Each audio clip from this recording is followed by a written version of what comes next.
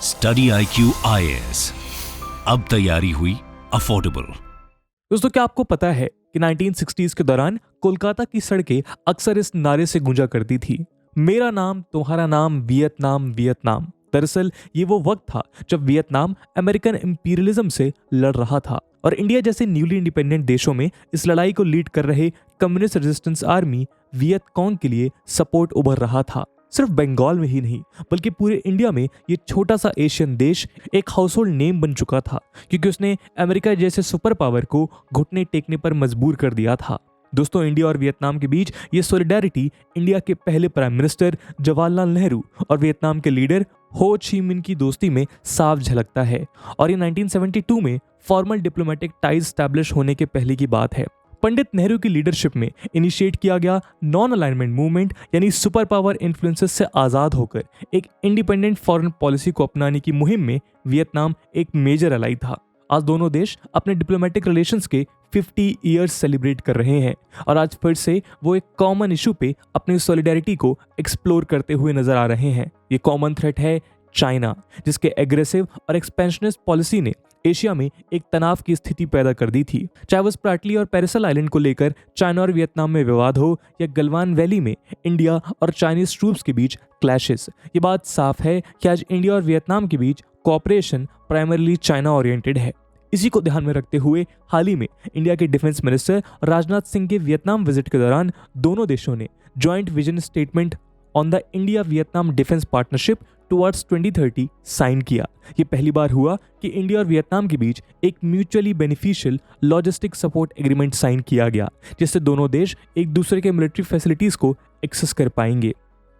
India के लिए defence partnership काफी क्रूशियल बताई जा रही है, क्योंकि वियतनाम उसके एक्ट ईस्ट पॉलिसी और इंडो पैसिफिक विजन का एक मेजर प्लेयर है। आज के वीडियो में हम इसी पार्टनरशिप पे चर्चा करेंगे और जानेंगे कि क्यों वियतनाम इंडिया के लिए इतना इंपॉर्टेंट है। लेकिन दोस्तों, आगे बढ़ने से पहले मैं आपको बताना चाहूंगा कि ये वीडियो यूपीएससी मेंस एग्जामिनेशन के पर्सपेक्टिव से रेलेवेंट है और इस टॉपिक से जुड़े सवाल यूपीएससी GS2 के इंटरनेशनल रिलेशन सेक्शन में पूछे जा सकते हैं। तो बिना किसी देरी के आइए शुरू करते हैं आज का डिस्कशन। नमस्कार दोस्तों, मेरा नाम है आदर्श और स्वागत है आपका स्टडी IQ में। दोस्तों, जैसा कि आप सबको पता है, स्टडी IQ अपना fully live course UPSC pre plus mains के लिए लॉन्च करने जा रहा है, जिसके बहुत सारे फीचर्स हैं और उनके बारे में हम लगातार पिछले कुछ दिनों से आपको बता रहे हैं। देखिए, क्वालिटी और अफोर्डेबिलिटी तो इस कोर्स को डिफाइन करते ही हैं, और अगर उस डेफिनेशन को आपको और स्ट्रांगली महसूस करना है तो आप AG live coupon code use करके इस देश के सबसे बेहतर यूपीएससी प्री प्लस मेंस के कोर्स को सिर्फ 18,500 रुपीज पे सब्सक्राइब कर सकते हैं।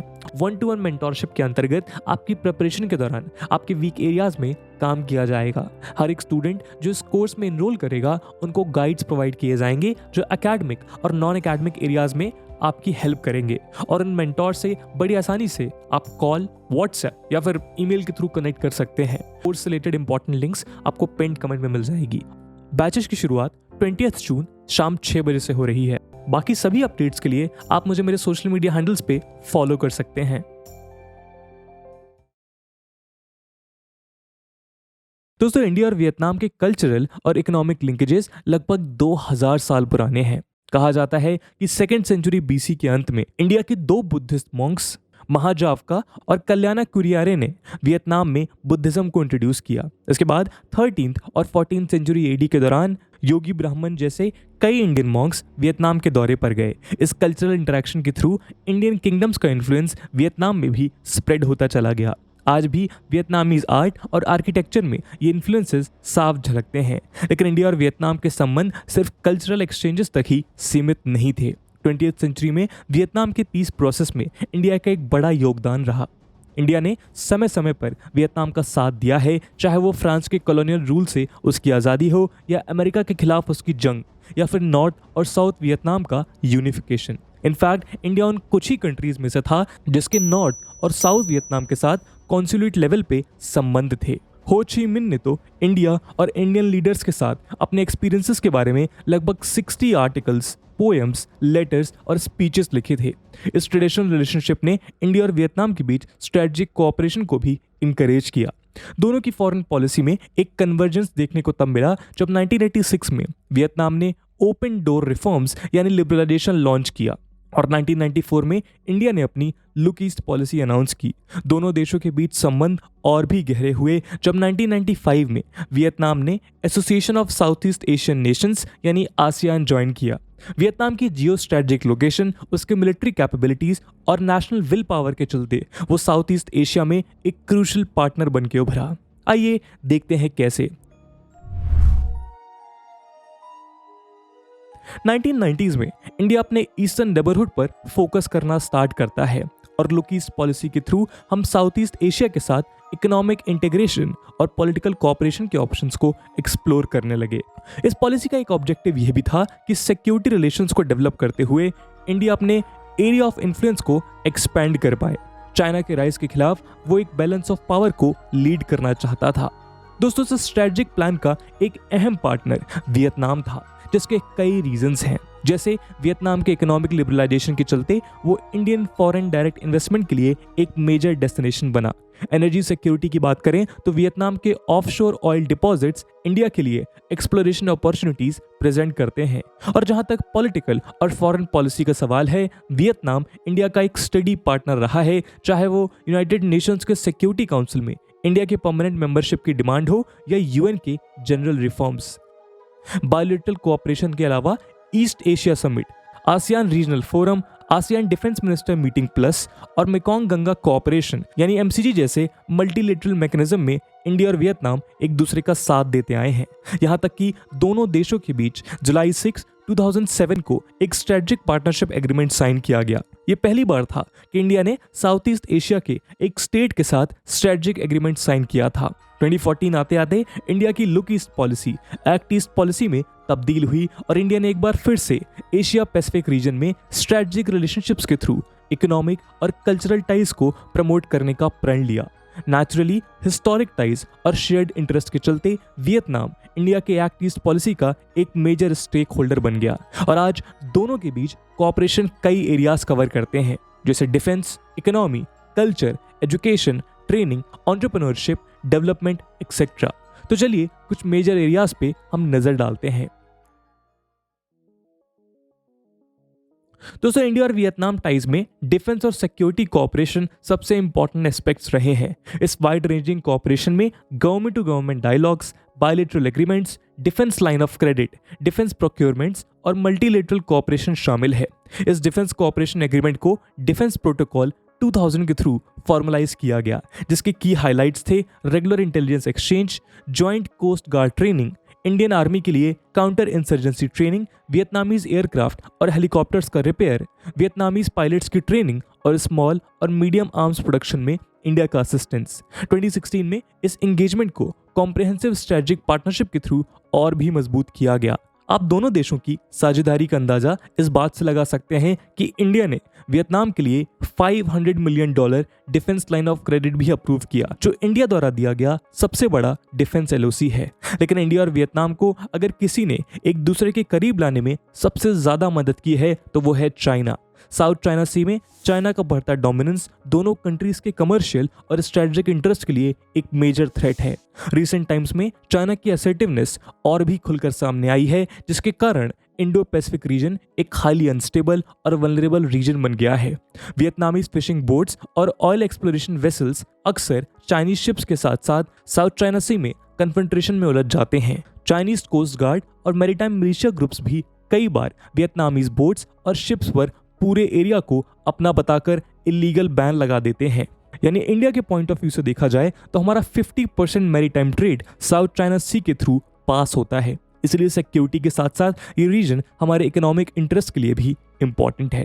इंडिया के मिलिट्री स्ट्रेटजीज इस बात से वाकिफ हैं कि स्ट्रेट ऑफ मलक्का तक साउथ चाइना सी में एक कंप्लीट चाइनीज कंट्रोल इंडिया के लिए भारी पड़ सकता है। उनका मानना है कि ऐसा अगर हुआ तो चाइनीज नेवी इंडिया के अंडमान एंड निकोबार आइलैंड के और करीब जाएगी और इंडियन ओशन रीजन की स्टेबिलिटी और इंडिया के नेशनल सिक्योरिटी के लिए खतरा बन जाएगी। इस सिनेरियो को ध्यान में रखते हुए दोनों देशों ने इंडिया के इंडो पैसिफिक ओशंस इनिशिएटिव यानी IPOI के जरिए अपनी मैरीटाइम यूनिटी को स्ट्रेंथन करने का फैसला लिया है। दोस्तों, इन सब के अलावा एक और सिग्निफिकेंट मैरीटाइम कोऑपरेशन सामने आया है और वो है इंडिया का मल्टी नोडल नेवल एक्सरसाइज यानी मिलान, जो एक रूल बेस्ड इंटरनेशनल ऑर्डर को कायम रखने के लिए इंडिया के कमिटमेंट को दर्शाती है। ये एक मल्टीलेटरल नेवल एक्सरसाइज है जिसे इंडियन नेवी होस्ट करती है और जिसमें शामिल होने वाले नेवीज एक स्टेबल, ओपन और prosperous Indo Pacific vision share करते हैं। इस साल भी 26 वॉरशिप्स, 21 एयरक्राफ्ट और एक सबमरीन के साथ 11th मिलान एडिशन को कंक्लूड किया गया, जिसमें 46 फ्रेंडली फॉरेन कंट्रीज इनवाइटेड थे। इंडिया और वियतनाम के बीच ये नेवल कोऑपरेशन सिर्फ जॉइंट नेवल एक्सरसाइजेस तक ही सीमित नहीं है, बल्कि टेक्नोलॉजी ट्रांसफर, ट्रेनिंग और इंफ्रास्ट्रक्चर डेवलपमेंट को भी कवर करता है। फॉर एग्जाम्पल 2015 में इंडियन नेवी को वियतनाम ने अपने ना ट्रांग पोर्ट को एक्सेस करने की इजाजत दे दी। आज भी न्यू दिल्ली लगभग 500 वियतनामी सेलर्स को सबमरीन कॉम्बैट में ट्रेनिंग देती है और हनोई को मीडियम साइज नेवल वॉरशिप्स और क्रूज मिसाइल्स सप्लाई करती है। 2019 में फिर से दोनों देशों के बीच एक मेजर डेवलपमेंट हुआ जब इंडिया के Larsen and Toubro ship building ने वियतनाम बॉर्डर गार्ड फोर्स के लिए 12 हाई स्पीड वेसल्स बनाने का फैसला लिया। ये India Vietnam patrol vessel project के नाम से जाना जाता है। इसके बाद 2020 में साउथ चाइना सी में 2 दिन का एक जॉइंट पैसेज एक्सरसाइज कंडक्ट किया गया, जिसका मकसद था इंडिया और वियतनाम के मिलिट्री इंटरऑपरेबिलिटी को बूस्ट करना। कई एक्सपर्ट्स का मानना है कि साउथ चाइना सी में चाइनीज मिलिट्री एग्रेशन के खिलाफ ये एक इनडायरेक्ट चुनौती थी। सिक्योरिटी इश्यूज के अलावा दोनों देशों के नेवीज एनवायरमेंटल कंसर्न्स जैसे coral reef erosion, water pollution, turbidity और मैरीटाइम इकोसिस्टम के थ्रेट्स को एड्रेस करने के लिए भी कोऑपरेट कर रही हैं। ये क्लाइमेट चेंज पे बेस्ड इंटर रीजनल कोऑपरेशन के लिए यूनिक प्लेटफॉर्म है और इसी मल्टी डायमेंशनल कोऑपरेशन को हाल ही में हुए डिफेंस मिनिस्टर्स की मीटिंग में एक नई दिशा दी गई। दोस्तों, एनालिस्ट के मुताबिक इंडिया और वियतनाम के बीच ये रीसेंट जॉइंट विजन स्टेटमेंट और म्यूचुअल लॉजिस्टिक सपोर्ट पे मेमोरेंडम ऑफ अंडरस्टैंडिंग यानी MOU एक खास डेवलपमेंट के रिस्पॉन्स में किया गया है। दरअसल कुछ ही दिनों पहले ये बात सामने आई कि चाइना कंबोडिया को रीम में स्थित उसकी नेवल फैसिलिटी को अपग्रेड करने में मदद कर रहा है। वैसे तो दोनों पार्टीज का कहना है कि ये फैसिलिटी चाइनीज यूज के लिए नहीं है, लेकिन इसके स्ट्रेटेजिक लोकेशन और श्रीलंका के हम्बनटोटा पोर्ट जैसे एग्जांपल्स को देखकर ये कहना कठिन है कि चाइना इसे अपने अधीन लेने का प्रयास नहीं करेगा। ये फैसिलिटी गल्फ ऑफ थाईलैंड पे लोकेटेड है, जो चाइनीज द्वारा बिल्ड किया गया दारा सकोर एयरपोर्ट के पास में ही है। जाहिर सी बात है कि इंडिया और वियतनाम चाइना के इस मूव के खिलाफ इंडो पैसिफिक में अपने प्रेजेंस को बिल्ड करना चाहेंगे। इसीलिए म्यूचुअल लॉजिस्टिक सपोर्ट को लेकर MOU में यह तय किया गया कि वियतनामीज बेसिस पे इंडियन वॉरशिप्स को रिफ्यूल और दूसरे सप्लाईज एक्वायर करने का मौका मिलेगा और वो एक दूसरे के मिलिट्री बेसिस को यूटिलाइज कर पाएंगे। इसके अलावा वियतनाम के लिए इंडिया द्वारा $500 मिलियन की डिफेंस लाइन ऑफ क्रेडिट को फाइनलाइज किया गया, जिससे न सिर्फ वियतनाम के डिफेंस कैपेबिलिटीज को इंप्रूव किया जा सकता है, बल्कि इंडिया के मेक इन इंडिया इनिशिएटिव को भी इनकरेज किया जा सकता है।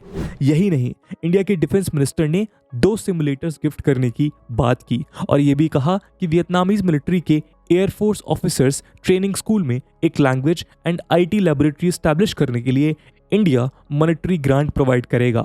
तो ओवरऑल ऑब्जर्वर्स का मानना है कि हिस्टोरिकल टाइज से लेकर म्यूचुअल इंटरेस्ट और कॉमन थ्रेड पे बेस्ड इस रिलेशनशिप को ट्रांसफॉर्म कर इंडिया और वियतनाम इंडो पैसिफिक ऑर्डर में एक यूनिक पार्टनरशिप की मिसाल बन सकते हैं।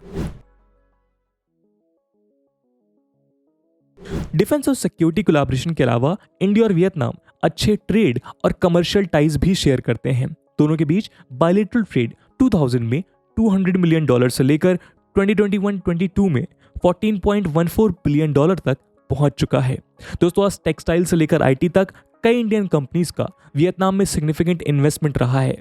इसमें real estate, agricultural products, solar technology, education और हेल्थ केयर भी शामिल है। इसके अलावा Tata coffee, bank of India, ONGC Videsh, Godrej, HCL technologies, Wipro, Marico, tech Mahindra जैसे इंडियन कंपनीज ऑलरेडी वियतनाम में ऑपरेट कर रहे हैं। नेचुरली इंडिया वियतनाम के टॉप 30 इन्वेस्टर्स में आता है। एक्सपर्ट्स की माने तो सस्टेनेबल ट्रेड और इकोनॉमिक एंगेजमेंट न सिर्फ इंडिया और वियतनाम के बायलैटरल टाइज को मजबूत करेगा, बल्कि उन्हें नए एरियाज एक्सप्लोर करने का मौका भी देगा, जैसे रिसर्च एंड डेवलपमेंट या एम्प्लॉयमेंट अपॉर्चुनिटीज। उनका कहना है कि ट्रेड, डिफेंस और कमर्शियल टाइज मिलकर आने वाले समय में इन दोनों देशों की पार्टनरशिप काफी वाइड रेंजिंग और कॉम्प्रिहेंसिव होने वाली है।